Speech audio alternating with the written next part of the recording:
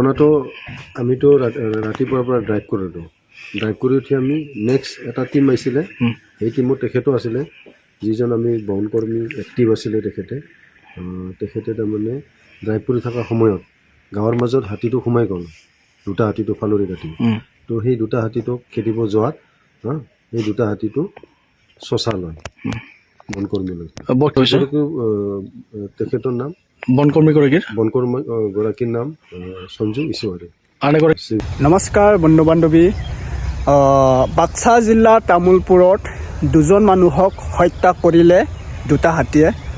আপোনালোকে নিউজত সম্পূৰ্ণকৈ ভিডিঅ'টো চালে গম পাবা যে ক'ৰ পৰা আহিলে হাতীটো আৰু এতিয়া কোনজনক কেনেকৈ হত্যা কৰিলে। আপোনালোকে সম্পূৰ্ণকৈ ভিডিঅ' চালে গম পাবা। বহুত দুখ লগা কথা। আমি ঘূৰি ফুৰা দেখি আছোঁ, একেদিন হাতী মানে পাল লগাই আহি আছে, মানে 10টা 20টা 15টাকৈ এনেকুৱা আহি মানে ঘৰ বাৰী সকলো, কাৰোবাৰ কলগছ খালে একো নহয় বাৰু, এইবিলাক কি খাই জীয়াই থাকিব, কলগছ এইবিলাক খালে। এতিয়া ধান চান এইবিলাক কাৰোবাৰ এনেকুৱা খাইছে বোলে মই শুনিছোঁ।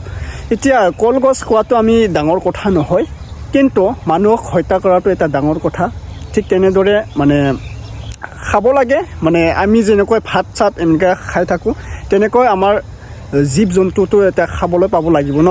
এইবিলাক কলগছ খালে বেয়া নাপাব যে হাতীয়ে এটা জন্তুৱে যে এটা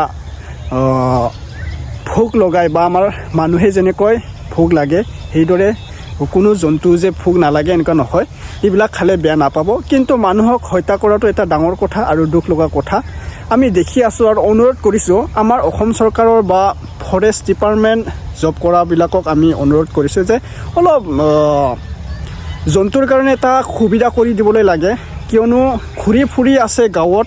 আমাৰ কোনো হত্যা কৰাৰ পিছত আমি যে ফৰেষ্টক বিচাৰে, ফৰেষ্ট গাৰ্ড বা জব কৰাবিলাকক আমি যে কিবা এটা অনুৰোধ কৰি আছোঁ। আমি আগৰ পৰা কৈ আছোঁ যে জীৱ জন্তুৱে আমাৰ গাঁৱে গাঁৱে ঘূৰি ফুৰিলে আমাৰ এটা অনিষ্ট হ'বই, কিয়নো কিবা খাৱাটো আমাৰ অনিষ্ট নহয়, মানুহক কিবা হত্যা কৰাটো এটা অনিষ্ট কথা।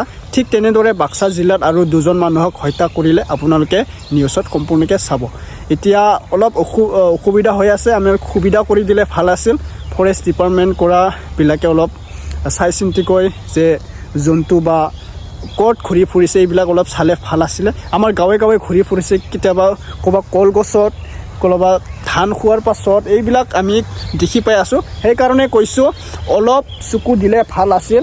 আৰু এইবিলাক নহয়, বাক্সা জিলাত নহয় আৰু কোনোবা জেগাত মই শুনি আছোঁ আৰু মোক ভিডিঅ' শ্বেয়াৰ কৰি আছে যে দাদা এটা হাতী আহি আছে আমাৰ গাঁৱত, অনিষ্ট কৰি আছে। এইবিলাকতো আমি আৰু ৰখিব নোৱাৰিম, এইটো অসম আৰক্ষীয়ে ৰখিব পাৰে। মানে এটা জন্তুৰ লগত মানুহে কোনো তুলনা কৰিব নোৱাৰে আৰু লাগিবও নোৱাৰে, এটা ভয় লগা কথা। সেইবিলাক আৰু ঘৰ ভাঙি মানে কি ক'ম বাৰু না, এটা নিউজত চাই ল'লে গম পাব কোনটো জিলাত কোনটো গাঁৱত হৈছিলে, মৃত্যু হোৱাজন কোন আছিলে। আপোনালোকে সম্পূৰ্ণকৈ ভিডিঅ'টো চালে গম পাব। যদি চেনেল মোৰ পৰা নতুনবাৰ আহিছে ছাবস্ক্ৰাইব কৰি ল'ব, ভিডিঅ'টো শ্বেয়াৰ কৰি দিব আৰু কমেণ্ট কৰিব নাপাহৰিব। এতিয়া ভিডিঅ'টো চাই লোৱা বাৰু। ঘটনাটো আমিতো ৰাতিপুৱাৰ পৰা ড্ৰাইভ কৰিলোঁ। ড্ৰাইভ কৰি উঠি আমি নেক্সট এটা টীম আহিছিলে, সেই টীমত তেখেতো আছিলে, যিজন আমি বনকৰ্মী এক্টিভ আছিলে তেখেতে তাৰমানে ড্ৰাইভ কৰি থকা সময়ত গাঁৱৰ মাজত হাতীটো সোমাই গ'ল, দুটা হাতীটো ফালৰি কাটি। তো সেই দুটা হাতীটোক খেদিব যোৱাত সেই দুটা হাতীটো চচা লয় বনকৰ্মীলৈ। তেখেতৰ নাম বনকৰ্মীগৰাকীৰ নাম সঞ্জু ইছুৱাৰী, চিভিলিয়ান।